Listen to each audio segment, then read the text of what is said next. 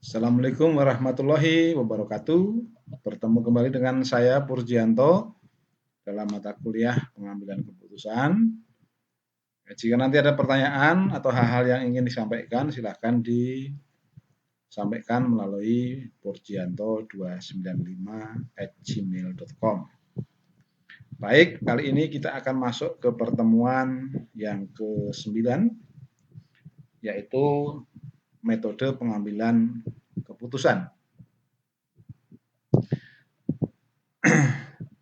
Metode pengambilan keputusan yang akan kita bahas di sini ada 3, yaitu yang pertama pohon keputusan, kedua analisis marginal, kemudian yang ketiga diagram Pareto. Ya, ini di layar mungkin ada salah ketik ya, nomornya nomor 3 diagram Pareto.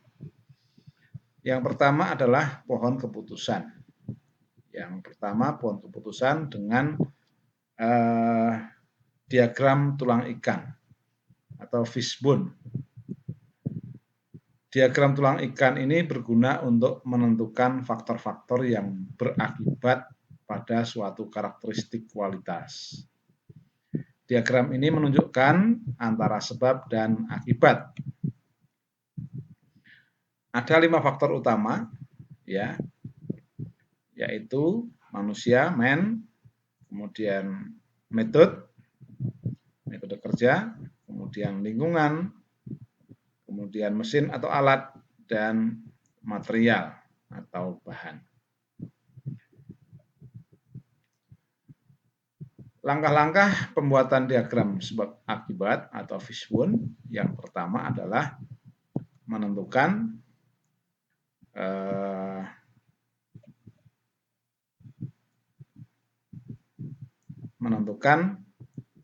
persoalan atau masalah, ya. Ini kita andaikan misalnya masalahnya adalah target produksi yang tidak tercapai, misalnya di sini ya. Ini. Nah, kita akan cari faktor-faktor utama yang berpengaruh atau berakibat pada persoalan,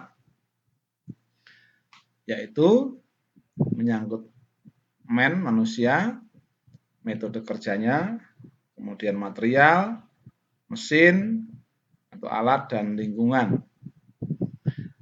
Nah, nanti dari sini akan nampak mana yang menjadi sebab yang paling berpengaruh, ya.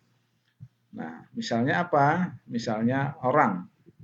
Apakah orangnya cukup, tenaga pemanahnya cukup misalnya?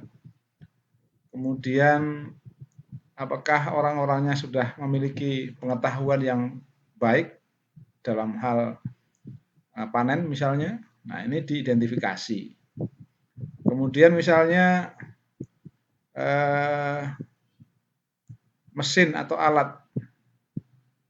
Apakah misalnya tersedia alat-alat panen yang mencukupi?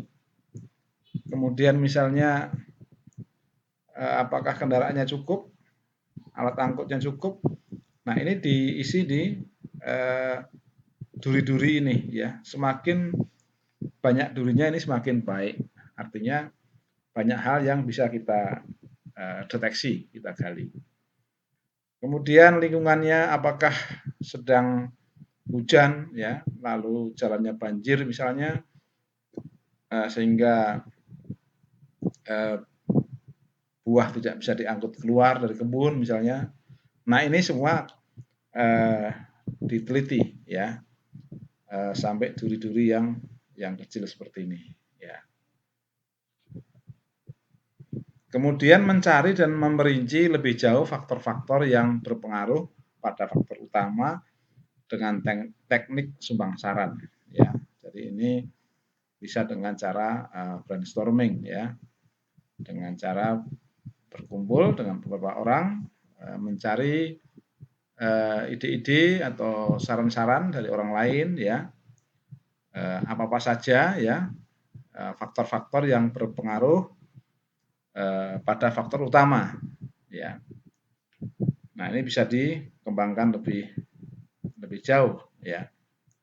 Artinya duri-duri ini bisa dipecah-pecah lagi ya, menjadi bagian-bagian lagi yang itu akan merupakan rincian ya yang lebih detail dari faktor utama. Yang kedua adalah analisis marginal atau marginal analisis. Difokuskan kepada tambahan output atau keluaran yang diperoleh karena adanya tambahan masukan atau input. Nanti ini misalnya, apakah ketika kita menambah tenaga pemanen akan meningkatkan inputnya atau justru mengurangi. Nah, lalu apa itu yang disebut dengan produk fisik marginal?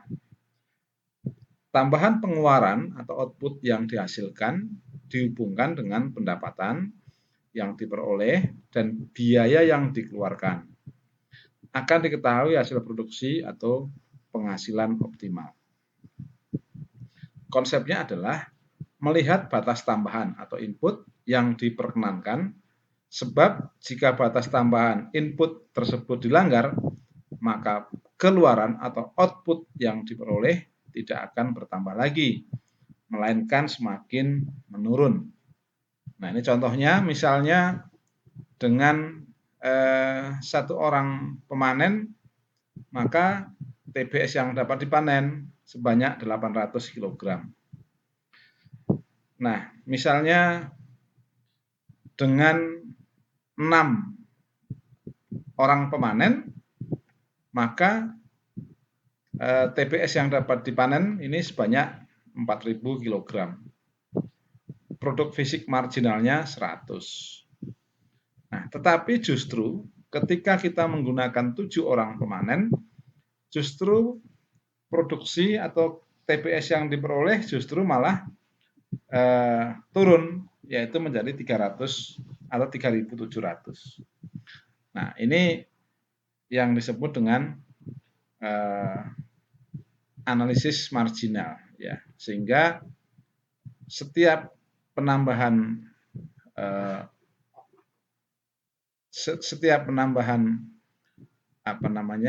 output keluaran ya, itu karena adanya tambahan masukan input. Seorang asisten akan melihat dengan penambahan tenaga pemanen di atas 6 orang, maka keluaran atau output justru akan mengalami penurunan. Sehingga seorang asisten dapat memutuskan bahwa penambahan tenaga pemanen setelah 6 orang justru akan sangat merugikan. C. Diagram Pareto. Diagram Pareto adalah grafik batang yang menunjukkan masalah berdasarkan urutan banyaknya jumlah kejadian.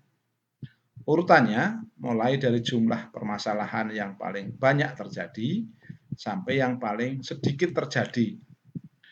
Nah, dalam grafik ditunjukkan dengan grafik batang ya, tertinggi atau nanti bisa paling kiri hingga grafik terendah yaitu paling kanan. Nah, langkah-langkah dalam pembuatan diagram Pareto yang pertama adalah mengidentifikasi permasalahan yang akan diteliti dan penyebab-penyebab kejadian. Kedua, menentukan periode waktu yang diperlukan untuk analisis, misalnya per bulan, per minggu, atau per hari. Membuat catatan frekuensi kejadian pada lembaran periksa atau check sheet. 4. Membuat daftar masalah sesuai dengan urutan frekuensi kejadian dari tertinggi sampai yang terendah. 5. Menghitung frekuensi kumulatif dan persentase kumulatif. Kemudian yang keenam, nanti kita gambarkan frekuensi dalam bentuk grafik batang. Lalu gambarkan kumulatif persentase dalam bentuk grafik garis. Kemudian interpretasikan atau terjemahkan ya dari Pareto chart tersebut. atau dijelaskan ya dari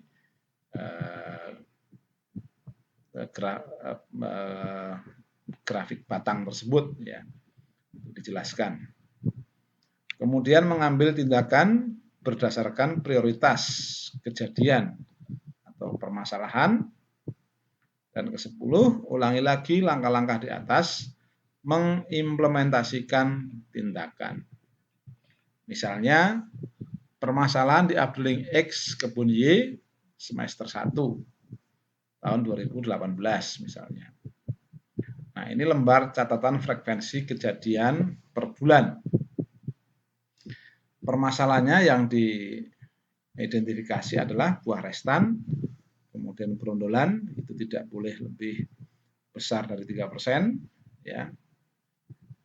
Kemudian buah mentah, kemudian kehadiran pemanen di bawah 80%, kemudian buah matang tidak dipanen lebih 2%. Nah, ini frekuensinya ya, ini selama 6 bulan. Jadi mulai Januari, Februari, Maret, April, Mei, Juni. Nah, ini angka-angka frekuensi kejadian ya. 7, 3, 10, 5, 11, 3 dan seterusnya. Lalu dijumlahkan ke bawah ya, dijumlahkan ke bawah. Ini masing-masing bulan ya, Januari ini 23, Februari 12, Maret 27, April 22, Mei 36, Juni 19 misalnya. Nah, ini akumulasi frekuensi kejadian dalam satu semester. Ya, jadi 6 bulan tadi di atas itu diakumulasikan. Nah, buah restannya itu 39 atau 28,6%. Ya. Kemudian berondolan lebih kecil dari 3% itu 56 kejadian ya, atau 40,29%. Buah mentah itu 16 kejadian, kehadiran pemanen di bawah 80% itu 9 kejadian, buah matang tidak dipanen lebih 2% itu 19 kejadian. Nah, total akumulasi frekuensinya ada 139. Jadi dari 100% frekuensi, maka totalnya ada 139 frekuensi kejadian. Nah, ini diurutkan dari yang tertinggi frekuensinya sampai yang terendah. Frekuensi tertinggi itu adalah di berondolan, kemudian disusul buah restan, disusul buah matang tidak dipanen, kemudian buah mentah, kemudian kehadiran pemanen di bawah 80%. Nah, ini dijumlahkan. Kemudian akumulasi frekuensinya ini 30, yang berondolan itu 56, buah restan itu 95, buah matang tidak dipanen lebih 2% itu 114, buah mentah itu 130, kehadiran panen di bawah 80% itu 139. Presentasi totalnya ini masing-masing 40,3%, 28,1%, 13,7%, 11,5%, 6,47%. Sedangkan akumulasi presentasinya ini masing-masing berondolan 40,29, buah restan itu 68,35, kemudian buah matang tidak dipanen itu 82%, buah mentah itu 93%. Nah, ini totalnya masing-masing 100%, ya, masing-masing 100%. Nah, dari data di atas ini lalu dibuatlah grafik batangnya seperti ini. Nah, lalu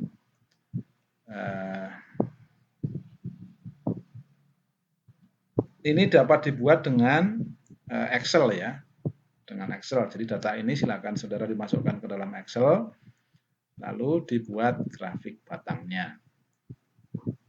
Nah, grafik batangnya akan jadi seperti ini ya. Demikian yang dapat kita sampaikan di pertemuan ke-9 ini. Kita ketemu lagi di pertemuan berikutnya ya, di lain waktu. Terima kasih. Assalamualaikum warahmatullahi wabarakatuh.